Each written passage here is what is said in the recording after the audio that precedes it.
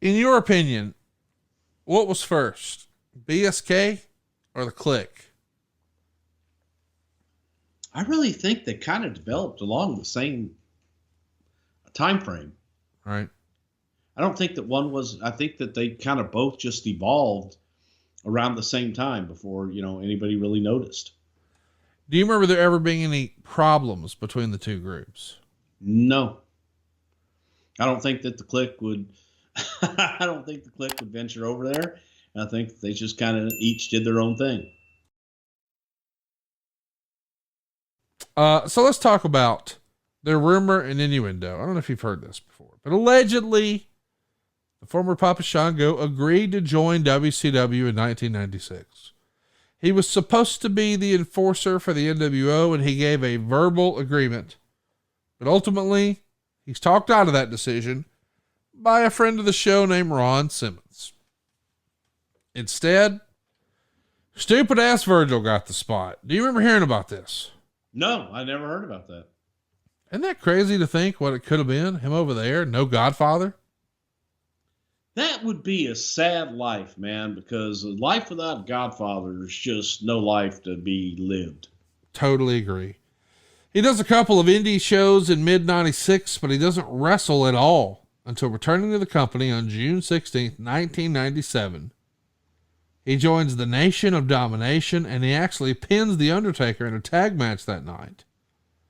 Was there ever any discussion about bringing back a new, edgier version of Papa Shango here?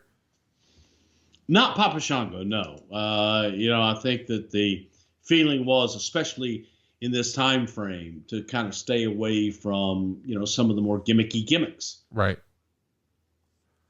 Well, we're off to the races. I mean, you're going to see Kama Mustafa join the Nation of Domination. Farouk is leading. Of course, Kama's in tow here. So's D'Lo Brown. Briefly, Ahmed Johnson. I mean, but pinning The Undertaker, pretty big fucking deal, especially on your new night in and a new group, and he's pinning The Undertaker. Shows you what kind of a friend Mr. Mark Calloway was, right?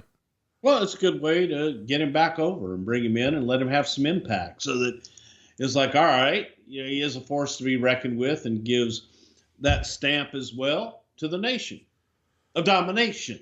The Nation of Domination.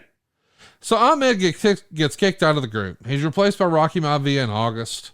Mark Henry joins the group later in December of 97. Kama's still here, but it's almost like he's kind of just a body at this point. Now, we know that's not going to last for long because, well, there's going to be a transition that changes his whole career. But as a part of the Nation, I mean, he's definitely in the background, right? Well, not everybody can be in the front. I'm not arguing that. But I think, again, it was a 4-man group. Yes. And it's, you ever see the Four Seasons? You know who the Four Seasons is? Frankie Valli and the Four Seasons? Yeah. Jersey Boys? Yeah. And so the bass player says, hey, if you're in the Beatles in your Ringo, I mean, if you get the choice, might as well just go home. He didn't want to be Ringo. He didn't want to be the fourth Beatle. I don't know what the hell I'm saying here, but the point is Ringo is a Beatle. And him and Paul are the only two surviving Beatles right now. Right. So it's okay to be a Beatle. To me, he wasn't the fourth Beatle. A lot of people, Ringo was the favorite. To a lot of people, Kama was the favorite. I got off on the Jersey Boys somewhere over there. I appreciate that. I mean, it was a hard left, but you made it work. Sherry, Sherry baby, Sherry, Sherry baby. I could sing I'm a multitude of generational songs. Farouk later gets kicked out of the group. The Rock's going to take over as the leader. Eventually, Owen Hart joins up for the final incarnation of the Nation. What's your favorite version of the Nation, Bruce? I think Rock. Yep. Ron. Yep. Kama. Yep. And D'Lo. I like that one too. Slowly throughout 1998, Kama, easy for me to say. Karma will get you, Kama. It will. Starts to be referred to as the Godfather. Does the Godfather pitch the idea? I mean, does Charles pitch the idea of the Godfather gimmick or character or name? How do you remember that all coming to be? Well, Godfather was Godfather. I mean, you look at Godfather's previous life, and he worked in gentlemen's establishments. He was manager, part owner of one, and he was kind of like the Godfather in Vegas. That's what he, I mean, that's who he is. So the Godfather character was just an extension of his ordinary self. And, actually probably amped down a little bit. Really? Yeah. Okay. Promise. Boy, I don't know how else to ask this. Did Vince understand the character? Did he know what a pimp was? Did he understand the character, or is this past? Oh, he absolutely understood what a pimp was. Okay. I'm not sure he understood what a fatty was. Roll a fatty for this pimp daddy. I'm not sure he understood that, but he knew what a pimp was. Yeah. Huggy Bear. So I love you for that. He goes to the ring. Starsky and Hutch. How many of our listeners are going to get that? I got it. Yeah. So he goes to the ring with a cigar and a hat, referring to himself as a pimp. And then on July 27th, 1998, he starts bringing with him a different group of women every single week down the ringside. You might even call it the Hoe Train. Tell us about the Hoe Train and how excited you were to have these hoes around. Well, a lot of this, stemmed from a documentary.